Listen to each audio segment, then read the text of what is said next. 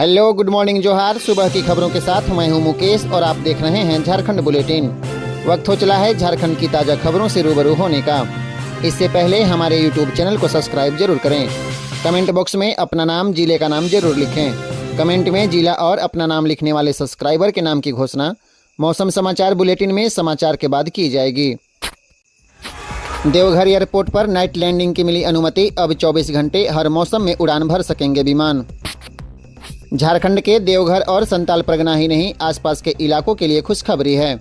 खराब मौसम में उड़ान और नाइट लैंडिंग के कारण देवघर एयरपोर्ट से यात्रा करने वाले यात्रियों को जो परेशानी हो रही थी, अब वह दूर हो गई। 1 अप्रैल 2024 को डीजीसीए ने देवघर एयरपोर्ट में नाइट लैंडिंग की अनुमति दे दी। देवघर एयरपोर्ट में नाइट लैंडिंग का अप्रूवल देते हुए डीजीसीए ने कहा है कि अब देवघर से हर मौसम में 24 घंटे विमान उड़ान भर सकेंगे और लैंड कर सकेंगे। इससे पहले फ्लाइट कैंसिल होने की जो समस्या होती थी, इससे निजात मिलेगी।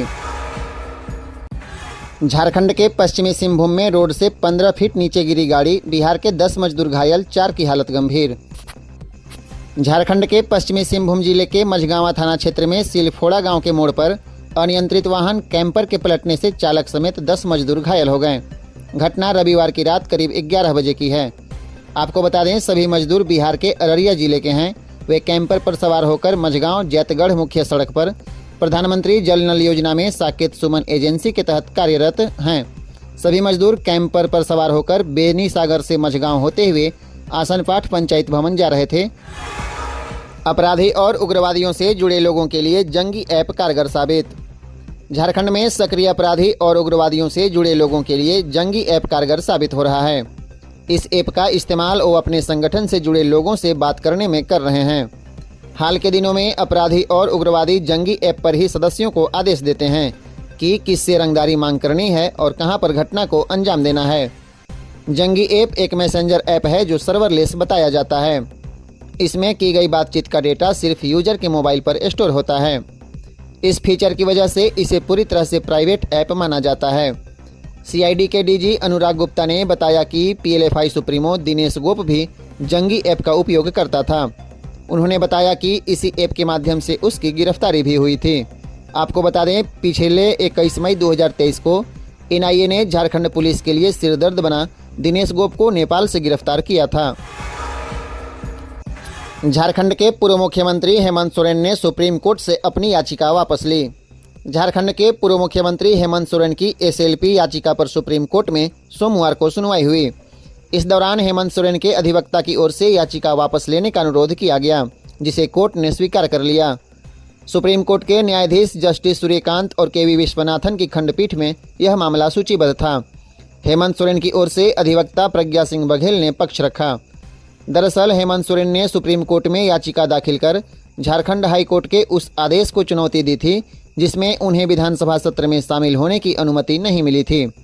हेमंत सोरेन मनी लॉन्ड्रिंग के आरोप में न्यायिक हिरासत में हैं। इस वर्ष हुए विधानसभा के बजट सत्र में शामिल होने के लिए उन्होंने पीएमएलए कोर्ट और हाई कोर्ट से अनुमति मांगी थी, लेकिन दोनों ही अदालतों ने उन्हें सत्र में शामिल होने की अनुमति देने से इनकार करते हुए उनकी याचिका खारिज कर दी थी। झारखंड में बारिश के बाद अब चलेगी लू, ऐसे रखें खुद को सुरक्षित। झारखंड में मौसम फिर बदल रहा है। बीते 2 दिन बारिश और तेज हवाओं के बाद अप्रैल महीने के पहले दिन मौसम विभाग ने हीट वेव यानी लू को लेकर चेतावनी जारी की है। 4 और 5 अप्रैल को कोल्हान प्रमंडल के 3 जिले पूर्वी सिंहभूम, पश्चिमी सिंहभूम और सरायकेला खरसावां में लू चलेगी। इसको लेकर मौसम विभाग ने चेतावनी जारी की है। वहीं झारखंड में 6 अप्रैल के बाद कहीं कहीं बारिश की संभावना है। राज्य में अगले 3 दिनों के दौरान अधिकतम तापमान में कोई बड़े बदलाव की संभावना नहीं है। इसके बाद अगले 2 दिनों में 2 से 3 डिग्री की वृद्धि होने की संभावना है। पिछले 24 घंटे में राज्य में कहीं कहीं पर गर्जन, आंधी और ओलावृष्टि के साथ हल्के से मध्यम दर्जे की वर्षा हुई। सबसे अधिक वर्षा 19.3 mm गढ़वा में दर्ज किया गया। वहीं रांची में 2.6 mm बारिश दर्ज की गई। राष्ट्रीय जनता दल ने गठबंधन के तहत 2 सीटों पर किया दावा, झारखंड मुक्ति मोर्चा से मांगा सहयोग। राष्ट्रीय जनता दल ने इंडिया गठबंधन से झारखंड में लोकसभा की 2 सीटों की मांग की है। प्रदेश राजद के वरिष्ठ नेता एवं मंत्री सत्यानंद भोक्ता ने कहा है कि हमारा जनाधार चतरा और पलामू में काफ़ी अच्छा है, इसलिए हमें 2 सीट मिलनी चाहिए। यह हमारा हक है। हम अगर लड़े तो जीतेंगे भी। हमारी इस मांग पर झारखंड मुक्ति मोर्चा को भी समर्थन करना चाहिए। उक्त बातें भोक्ता ने प्रदेश राजद कार्यालय में आयोजित एक प्रेस वार्ता के दौरान कही। इस मौके पर प्रदेश अध्यक्ष संजय सिंह यादव ने भी कहा कि चतरा और पलामू में हम काफी मजबूत हैं, हमें हमारा हक मिलना चाहिए। आपको बता दें, झारखंड में कांग्रेस राजद को केवल पलामू सीट देना चाहती है, मगर राजद द्वारा 2 सीटों पर दावेदारी के बाद यहां पर सीटों और प्रत्याशियों का चयन का मसला लटका हुआ है। रांची लौटी कल्पना सोरेन, कहा हेमंत के साथ हुआ है भेदभाव, 4 जून का है इंतजार। पूर्व सीएम की पत्नी कल्पना मुर्मू सोरेन अपने 2 दिवसीय दिल्ली दौरे के बाद रांची लौट आई। सोमवार को उन्होंने रांची के बिरसा मुंडा एयरपोर्ट पर कहा कि यह मेरा पहला कदम था रामलीला मैदान में। मैं पहले कभी रामलीला मैदान नहीं गई थी। कहा कि मैं खुद को सौभाग्यशाली मानती हूं कि झारखंड की तरफ से मुझे चंपई चाचा के साथ अपनी बातों को रामलीला मैदान में रखने का मौका मिला। हमारे इंडिया गठबंधन को मजबूती देने का मौका मिला। उन्होंने कहा कि जिस तरह से हेमंत सोरेन ने 4 साल तक मुख्यमंत्री के तौर पर काम किया, वह जग जाहिर है, जनता खुद जवाब देगी। उनके साथ भेदभाव किया गया है। चुनाव से पहले उनकी गिरफ्तारी हुई है। इन सारी बातों को हमें दिल्ली में रखने का मौका मिला। उन्होंने कहा कि अब 4 जून को सबको इंतजार करना होगा, तभी पता चलेगा कि बदलाव किस तरह हुई है। जेजेएमपी का नक्सली आंध्र प्रदेश से गिरफ्तार, भीमावरम में कर रहा था मजदूरी, लूटी गई इंसास और 41 राउंड गोली भी बरामद। गढ़वा पुलिस ने आंध्र प्रदेश के भीमावरम से जेजेएमपी के नक्सली को गिरफ्तार किया है। इसका नाम राहुल केसरी है। वह गढ़वा जिले के भंडरिया थाना क्षेत्र के मर्दा गांव का रहने वाला है। पुलिस ने उसकी निशानदेही पर रंका थाना क्षेत्र के जासोबार गांव के जंगल में छिपाकर रखे गए एक इंसास राइफल बरामद किया। इसे पुलिस से लूटी गई थी। इसके अतिरिक्त 41 गोली, 1 पाउच व 4 मैगजीन बरामद किया गया। गढ़वा एसपी दीपक कुमार पांडे ने बताया है कि नक्सली राहुल केसरी जेजेएमपी के एरिया कमांडर टूनेस उरांव के दस्ते में सदस्य था। टूनेस उरांव और उसके दस्ते का 17 दिसंबर 2023 को रंका थाना के ढेंगुरा में पुलिस के साथ मुठभेड़ हुई थी, जिसमें रंका के तत्कालीन थाना प्रभारी शंकर प्रसाद कुशवाहा को गोली लगी थी। मुठभेड़ के बाद पुलिस ने त्वरित कार्रवाई करते हुए इस दस्ते के शिवपूजन भुइहर को AK-47 और भारी मात्रा में गोली के साथ गिरफ्तार किया था। इसके बाद टूनेस उरांव की भी गिरफ्तारी छत्तीसगढ़ से हुई थी। राहुल केसरी ही बचा था जो घटना के बाद से आंध्र प्रदेश के भीमावरम में मजदूरी कर रहा था। गोड्डा में प्रेमी को पाने के लिए उसके घर पर पहुंची प्रेमिका, घंटों चला ड्रामा। गोड्डा में अपने प्रेमी को पाने के लिए प्रेमिका महगामा से चलकर गोड्डा के रौतारा मोहल्ला स्थित प्रेमी के घर पहुंच गए। घंटों चले हाई वोल्टेज ड्रामे के बाद नगर थाना पुलिस मौके पर पहुंची और दोनों को पकड़कर थाने ले गए। महगामा से आई युवती ने बताया कि वह पिछले 4 महीने से अधिक समय से अपने प्रेमी कुंदन कुमार के साथ सिक्किम में थी। दोनों पति पत्नी के रूप में रह रहे थे। बाद में वह अपने पिता के साथ वापस गाँव आ गई थी। सोमवार को उसे जानकारी मिली कि कुंदन कुमार की शादी उसके घर वाले दूसरी जगह करा रहे हैं। कुंदन बारात लेकर जाने की तैयारी में है। कुंदन कुमार मूलतः बिहार के बांका का रहने वाला है। वह गोड्डा के रौतारा नगर में किराए का मकान लेकर रह रहा है। शादी की तैयारी के बीच अचानक पुरानी प्रेमिका के आ जाने के घर से पूरा माहौल घर का बदल गया। दोनों ओर से खूब शोर शराबा हुआ। विवाद बढ़ता देख किसी ने नगर थाने को सूचना दे दी और पुलिस मौके पर पहुंचकर प्रेमी जुगल को थाने ले गई। रांची के होटलों में गंदा काम, 2 युवती और 6 युवक पकड़े गए। राजधानी रांची में बंगाल और बांग्लादेश की लड़कियों से गंदा काम कराया जा रहा है। रांची एसएसपी के निर्देश पर पुलिस ने सोमवार को कई होटलों में एक साथ छापेमारी की। इस छापेमारी के दौरान सदर थाना क्षेत्र से 10 और बरियातू थाना क्षेत्र से 2 लड़कियां पकड़ी गईं।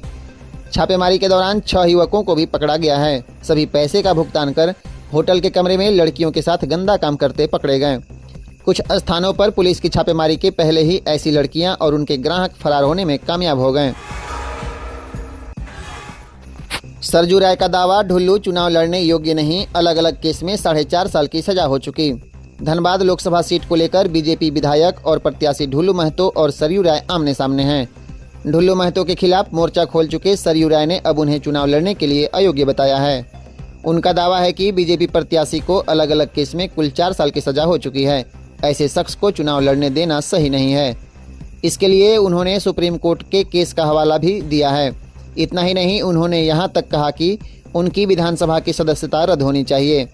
इधर धनबाद सीट से बीजेपी की टिकट पर चुनाव लड़ रहे बाघमारा विधायक ढुल्लू महतो प्रचार में बिजी हैं। उन्होंने इलाके में जनसंपर्क अभियान शुरू कर दिया। वहीं ऑडियो क्लिप के जरिए धमकी मामले में फंसे बाघमारा विधायक ने इसे उन्हें बदनाम करने की साजिश बताया है। वित्तीय वर्ष के अंतिम 2 दिनों में खजाने से निकले 3,000 करोड़ रुपए। वित्तीय वर्ष 2023-24 के अंतिम 2 दिनों में राज्य के खजाने से करीब 3,000 करोड़ रुपए से अधिक निकासी हुई। सरकारी कार्यालयों और ट्रेजरी में पिछले वर्षों की तुलना में 31 मार्च को काफ़ी कम बिल आए। 30 और 31 मार्च को शनिवार और रविवार रहने के कारण भुगतान का सिलसिला देर रात तक चलता रहा। कई विभागों के पैसे खजाने से निकालकर पीएल खाते में रखे गए। अंतिम दिन खजाने से पैसे निकालकर 8,000 करोड़ रुपए पीएल अकाउंट में जमा हुए हैं। राज्य सरकार ने मार्च में राज्य योजना की बजट की राशि का 15% ही खर्च करने की शर्त लगा दी थी। इस कारण मार्च में अत्यधिक निकासी की स्थिति नहीं बन सकी। आफताब के हाथ कैसे आए रांची शहर अंचल के लैंड रिकॉर्ड, इसकी जांच करने पहुंचे रांची एसी और डीसीएलआर। रांची शहर अंचल के जमीन के सरकारी रिकॉर्ड आफताब के हाथों में कैसे पहुंचे, इसकी जांच के लिए रांची एसी और डीसीएलआर ने शहर अंचल में जांच की। दोनों अधिकारियों ने करीब 1 घंटे से ज़्यादा समय तक शहर अंचल में आए और लोगों और वहां कार्यरत अधिकारियों एवं कर्मचारियों से कई बिंदुओं पर जानकारी ली।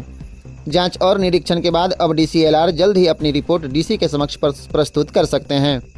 आपको बता दें, मामला संज्ञान में आने के बाद रांची डीसी ने रांची के उप समाहर्ता भूमि सुधार से रिपोर्ट मांगी है। सवाल उठाया गया था कि अंचल कार्यालय में रखे जमीन के सरकारी दस्तावेज अगर किसी गैर सरकारी व्यक्ति के हाथ में आ जाए तो लैंड रिकॉर्ड कितने सुरक्षित हैं। रेलवे में नौकरी दिलाने के नाम पर बेरोजगारों से ठगी करने में महिला समेत 3 गिरफ्तार। रेलवे में नौकरी दिलाने के नाम पर बेरोजगारों से ठगी करने वाले एक गिरोह का पर्दाफाश हुआ है। इस मामले में आरपीएफ ने खड़गपुर में तैनात रेलवे के पॉइंट्समैन दुलार चिन्ना, रिटायर्ड प्लाइंट्समैन कोटेश्वर राव और महिला दलाल सबीना खातून उर्फ पिंकी को गिरफ्तार किया है।